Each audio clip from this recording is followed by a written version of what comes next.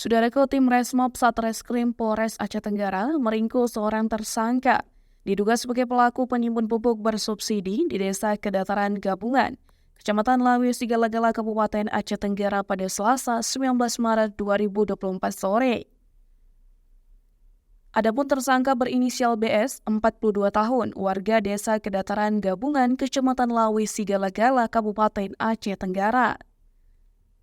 Kapolres Aceh Tenggara AKBP Erdoni Sumarsono didampingi Kasat Reskrim Ibtu Bagus kepada tribungaya.com mengatakan, tersangka penimbun pupuk bersubsidi berinisial BS 42 tahun, warga Desa Kedataran Gabungan Kecamatan Lawe Sigala-Gala, Kabupaten Aceh Tenggara ditangkap bersama barang bukti pupuk urea yang berisikan 120 sak isi 50 kg dan 5 sak pupuk NPK Ponska bersubsidi isi 50 kg. Atau 6.250 kg dengan total 6 ton lebih.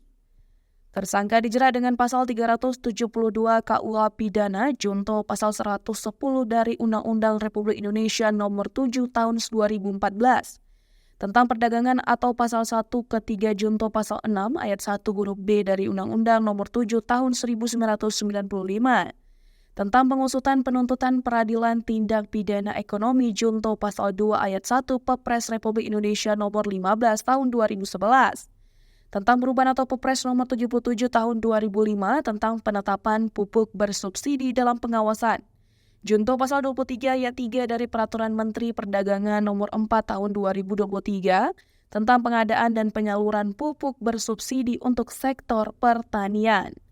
Dari Aceh Tenggara, Asnawi Lui, Tribun Gayo. Hijau, pupuk hijau, racun hijau. Nanti ibu lagi dengan harga murah.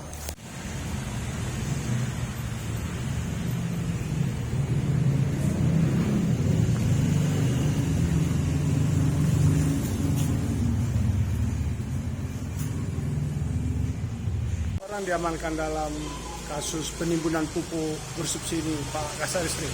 Baik, berdasarkan informasi dari masyarakat, pada hari Selasa tanggal 19 kami mendapatkan informasi dari masyarakat bahwasanya ada oknum salah seorang koki jagung di wilayah Aceh Tenggara itu melakukan penimbunan terhadap pupuk bersubsidi.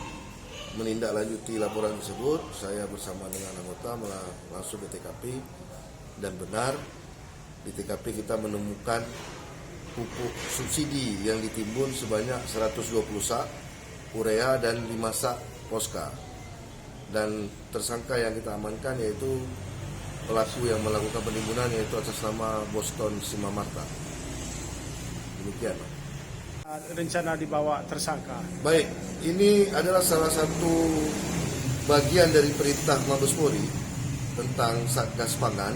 Artinya kami ini memantau tentang pendistribusian barang-barang yang disubsidi, terutama pupuk.